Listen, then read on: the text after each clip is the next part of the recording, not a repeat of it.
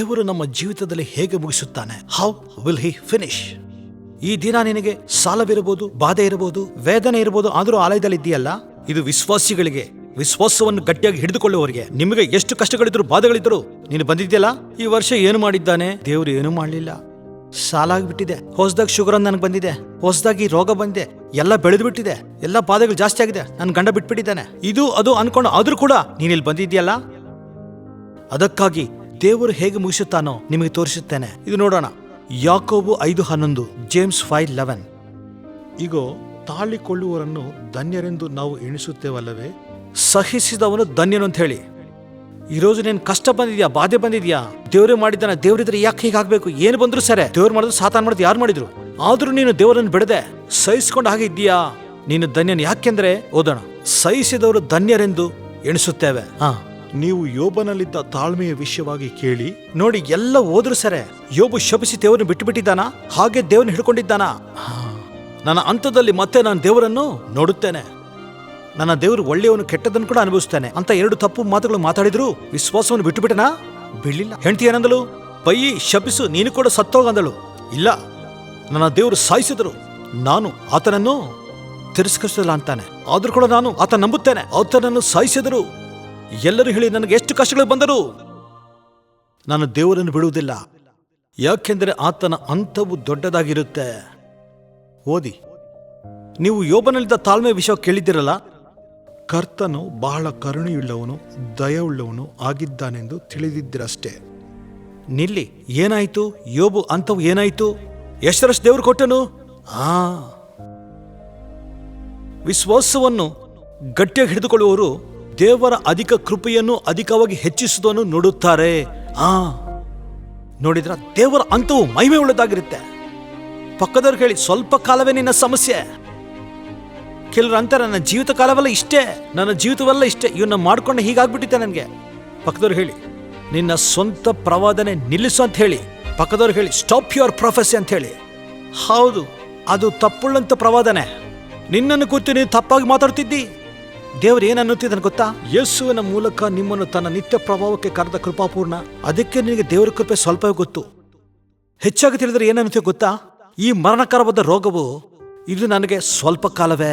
ಈ ಜೀವಿತ ಕಾಲವಿರುವ ಈ ಶುಗರು ಸ್ವಲ್ಪ ಕಾಲವೇ. ಈ ಜೀವಿತ ಕಾಲವಿರುವ ಬಿಪಿಯು ಸ್ವಲ್ಪ ಕಾಲವೇ. ಈ ಕ್ಯಾನ್ಸರ್ ಮರಣಕ್ಕಲ್ಲ, ಇದು ಸ್ವಲ್ಪ ಕಾಲವೇ. ಹಲ್ಲೆಲೂಯಾ. ಈ ಏಡ್ಸ್ ಎಷ್ಟು ಕಾಲವು? ಸ್ವಲ್ಪ ಕಾಲವೇ. ಹೇಗಿದ್ರು ಸತ್ತೋಗ್ತಾನೆ, ದೇವ್ರು ನಂಬ್ಕೊಂಡು ಲಾಭವೇನು? ಕೇವಲ ಸ್ವಲ್ಪ ಕಾಲ ಮಾತ್ರ. ನೀನು ಜ್ಞಾನಿ ಆದರೆ ಯೇಸುವಿನ ಮೂಲಕ ನಿಮ್ಮನ್ನು ನಿತ್ಯ ಪ್ರಭಾವಕ್ಕೆ ಕರೆದ ಕೃಪಾಪೂರ್ಣನಾದ ದೇವರು, ನೀವು ಸ್ವಲ್ಪ ಕಾಲ ಬಾಧೆ ಪಟ್ಟ ನಂತರ ನಿಮ್ಮನ್ನು ಪರಿಪೂರ್ಣ ಮಾಡಿ ಸ್ಥಿರಪಡಿಸಿ ಬಲಪಡಿಸಿ ನೆಲೆಗೊಳಿಸುವನು. ಹಲ್ಲೆಲೂಯಾ. ನೋಡಿದ್ರ? ಪಕ್ಕದವ್ರು ಹೇಳಿ, ಸ್ವಲ್ಪ ಕಾಲ ಸಹನೆಯಿಂದ ಇರು, ನಿಶ್ಚಯವಾಗಿ ನಿನ್ನನ್ನು ಸ್ಥಿರಪಡಿಸಿ ಬಲಪಡಿಸುತ್ತಾನೆ ಅಂತ ಹೇಳಿ. Hold on, god is telling, hold on. ಇದೇ ದೇವರು ಹೇಳುತ್ತದೆ. ನೀ ಹಾಗೆ ಇದ್ದರೆ ಆತನೇ ನಿಮ್ಮನ್ನು ಈ ದಿನ ನಿನ್ನ ಶರೀರದಲ್ಲಿ ಏನಿದ್ದರೂ ಅದೆಲ್ಲ ಸ್ವಲ್ಪ ಕಾಲವೇ. ನಾನು ಯಾವಾಗಲೂ ಹೇಳುತ್ತಿರ್ತೇನೆ, ನೀವು ಯಾವಾಗಾದ್ರೂ ಏನಾದರೂ, ಎಷ್ಟು ಜನ ಬ್ರೆಡ್ ಕೊಂಡ್ಕೊಂಡಿದ್ದೀರಿ? ಬ್ರೆಡ್ ಮೇಲೆ ಎಕ್ಸ್ಪೈರಿ ಡೇಟ್ ಇರುತ್ತಾ? ಎಷ್ಟು ದಿನ ಇರುತ್ತೆ? 4 ದಿನಗಳು, 1 ವಾರವು, ಜಾಸ್ತಿ ಅಂದರೆ 10 ದಿನ ಇರ್ಬೋದು. ಸರಿ, ಮತ್ತೆ ದೇವ್ರು ಕೂಡ ಏನಂತಿದ್ರೆ ಗೊತ್ತಾ? ನಿನ್ನ ಕಷ್ಟವು ಸ್ವಲ್ಪ ಕಾಲವೆಂದ್ರೆ ಏನು? ಪ್ರತಿ ಕಷ್ಟದ ಮೇಲೆ ಡಾಕ್ಟರ್ಸ್ ಎಕ್ಸ್ಪೈರಿ ಡೇಟ್ ಹಾಕೋದಿಲ್ಲ. ದೇವರು ಹೇಳುತ್ತಾನೆ, ಇದು ಸ್ವಲ್ಪ ಕಾಲವೇ. ದೇವರು ಎಕ್ಸ್ಪೈರಿ ಡೇಟ್ ಹಾಕಿದ್ದಾನೆ.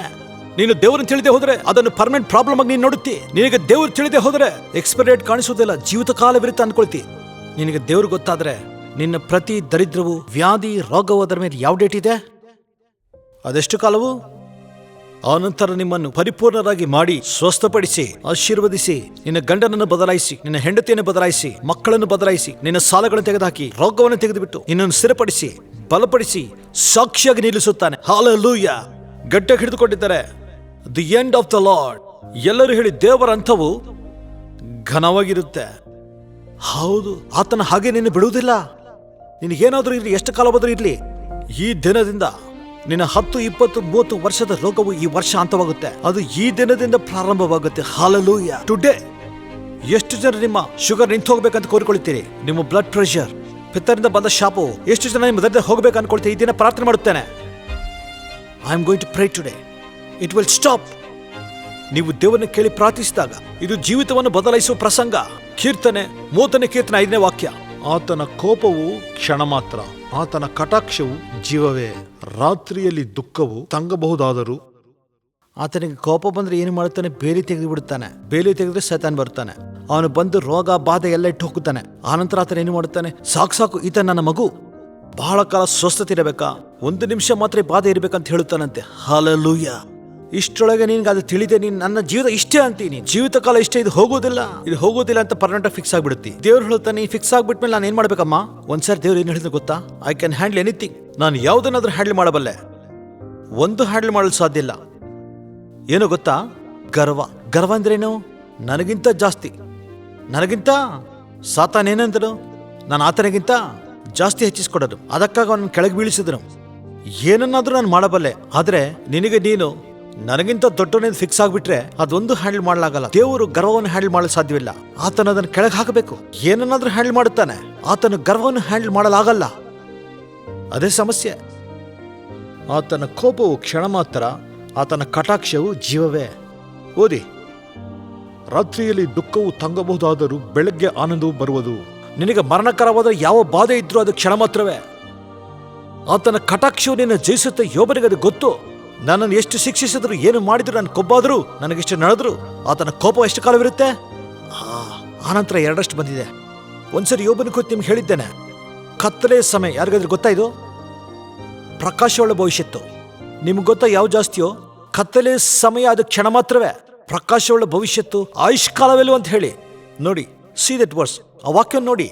ಆತನ ಕೋಪವು ಕ್ಷಣ ಮಾತ್ರವು, ಆತನ ಕಟಾಕ್ಷವು ಆಯುಷ್ಕಾಲವೆಲ್ಲವು. ಅಂದ್ರೆ ಈಗ ಆತನ ಮನಸ್ಸಲ್ಲಿ ಏನಿದೆ? ಈ ರೋಗವು ಬೇಗ ಹೋಗುತ್ತೆ, ಈ ಸಾಲ, ಈ ಕಷ್ಟಗಳು ಬೇಗ ಹೋಗುತ್ತೆ, ನಿನ್ನ ಗಂಡ ಬೇಗ ಬದಲಾಗುತ್ತಾನೆ, ಸ್ವಲ್ಪ ಕಾಲವಿರುತ್ತೆ, ಇದಾದ ನಂತರ ಮಿಕ್ಕ ಜೀವಿತವೆಲ್ಲ ಸುಖವಾಗಿರುತ್ತೆ ಎಂದು ಆತನ ಮನಸ್ಸಲ್ಲಿ. ಇದನ್ನು ಬದಲಾಗುವುದಿಲ್ಲ ಅಂತ ಫಿಕ್ಸ್ ಆಗಿದ್ದಿ. ಯಾಕೆ ಫಿಕ್ಸ್ ಆಗಿದ್ದಿ? ಈ ದಿನ ಆ ಬಂಧಕಗಳು, ಆ ಮಾತುಗಳು ಹಿಂದಕ್ಕೆ ಹೋಗಲಿ. ನಿನ್ನ ಮೇಲೆ ಪ್ರವಾದಿಸಿಕೊಂಡಂತ ನೆಗೆಟಿವ್ ಮಾತುಗಳನ್ನು ಕ್ಯಾನ್ಸಲ್ ಮಾಡುತ್ತಾನೆ. ಕೆಲವೊಮ್ಮೆ ನೀನು ಆಗ ಮಾತಾಡುತ್ತಿ, ಆದರೆ ದೇವರು ಬದಲಾಯಿಸಬಲ್ಲನು. ಆತನ ಕಾಲಗಳನ್ನು, ಸಮಯವನ್ನು ಬದಲಾಯಿಸುವವನು. ಆತನ ಕಾಲವನ್ನು ಬದಲಾಯಿಸುತ್ತಾನೆ. ರಾತ್ರಿಯಲ್ಲಿ ದುಃಖವು ತಂಗಬಹುದಾದರೂ ಬೆಳಗ್ಗೆ ಆನಂದವು ಬರುವುದು. ಪಕ್ಕದವ್ರಿಗೆ ಹೇಳಿ, ಸೂರ್ಯ ಕಿರಣಗಳು ನಿನ್ನ ಬಾಧೆಯನ್ನು ಜಯಿಸಲಿ. ಅದೇ ದೇವರು ನಿನ್ನ ಜೀವಿತದಲ್ಲಿ ಮಾಡಬಲ್ಲನು. ಅದೇ ದೇವರು ನಿನ್ನ ಜೀವಿತದಲ್ಲಿ ಮಾಡಬಲ್ಲನು. ಈಗ ಕೆಲವು ವಿಷಯಗಳಿಗಾಗಿ ಪ್ರಾರ್ಥನೆ ಮಾಡೋಣ. ಈ ದಿನ ಈ ವಾಕ್ಯ ಕೇಳಿದವರೆಲ್ಲರೂ ಕೂಡ ನಿಜವಾಗ್ಲೂ ಧನ್ಯರು. Amen. Today this is a wise word. Pray, I want it. No, Lord, take off, cut off. ಇದನ್ನು ತೆಗೆದಾಕಿ ಪ್ರಭುವೆ. ಈ ಸಮಸ್ಯೆಯನ್ನು ತೆಗೆದಾಕಿ, ಈ ನಾಲಿಗೆಯನ್ನು ತೆಗೆದಾಕಿ. ನನ್ನ ನಾಲಿಗೆ ಸರಿ ಮಾಡಿ, ನನ್ನ ಬುದ್ಧಿಯನ್ನು ಬದಲಾಯಿಸಿ. ದೇವರೇ, ನನ್ನನ್ನು ಪವಿತ್ರಗೊಳಿಸಿ, ನನ್ನ ಹೃದಯವನ್ನು ಪವಿತ್ರಗೊಳಿಸಿ, ಅದನ್ನು ತೆಗೆದುಹಾಕಿ. ಮೋರ್ ಗ್ರೇಸ್, ಅಧಿಕ ಕೃಪೆ ಅಂತ ಹೇಳಿ. ಇದು ಅಧಿಕ ಕೃಪೆ, ಪವಿತ್ರಗೊಳಿಸುವುದು. ಅಧಿಕ ಕೃಪೆ ನಿನ್ನನ್ನು ಪವಿತ್ರಗೊಳಿಸಿ, ನಿನ್ನನ್ನು ಹೆಚ್ಚಿಸುತ್ತೆ. ನೀನು ಉನ್ನತ ಸ್ಥಿತಿಗೆ ಹೋಗುತ್ತೆ. ಅಧಿಕ ಕೃಪೆ. ತಂದೆಯೇ, ಈ ದಿನ ಸಭೆಯಲ್ಲಿ ಪ್ರಾರ್ಥನೆ ಮಾಡುವವರು ಎಲ್ಲರಿಗೂ ಅಧಿಕ ಕೃಪೆಯನ್ನು ಕೊಡು ಪ್ರಭುವೆ. ಅಧಿಕ ಕೃಪೆಯಿಂದ, ಹೌದು ಪ್ರಭುವೆ, ಅಧಿಕ ಕೃಪೆಯನ್ನು ಕೊಡು ಪ್ರಭುವೆ. Give the more grace. ಅಧಿಕ ಕೃಪೆಯನ್ನು ಇವರಿಗೆ ಕೊಡಿ ಪ್ರಭುವೆ.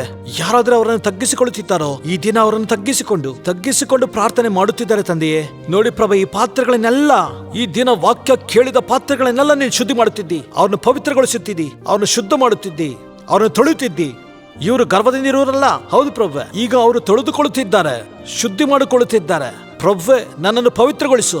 ಇದನ್ನು ತೆಗೆದುಹಾಕಿ ಪ್ರಭುವೆ. ನನ್ನಲ್ಲಿರುವ ಈ ದುಡುಕುತನವನ್ನು, ಈ ಕಠಿಣತ್ವವು, ನನ್ನಲ್ಲಿರುವಂಥ ಕೋಪವು, ಈ ಉಗ್ರತೆ, ಈ ಭೋಗಾಪೇಕ್ಷೆ, ಈ ಪಾಪವು, ಈ ಜಾರತ್ವವು, ಪ್ರಭುವೆ, ಈ ವರ್ಷವನ್ನು ತೆಗೆದುಹಾಕಿ ನನ್ನನ್ನು ಪವಿತ್ರಗೊಳಿಸಿ. ಈ ಕಳ್ಳತನ ಮಾಡುವ ಬುದ್ಧಿ, ಸುಳ್ಳು ಹೇಳುವ ಬುದ್ಧಿ, ಈ ಒಂದು ಕೆಟ್ಟತನವು, ಮೋಸ ಮಾಡುವಂತ, ಪ್ರಭುವೆ, ಇದನ್ನು ತೆಗೆದುಹಾಕಿ ನನ್ನನ್ನು ಪವಿತ್ರಗೊಳಿಸಿ. ನಾಜರೇತ್ ಯೇಸು ನಾಮದಲ್ಲಿ ಪ್ರಾರ್ಥನೆ ಮಾಡುತ್ತಿದ್ದೇವೆ ತಂದೆಯೇ. ಆಮೆನ್.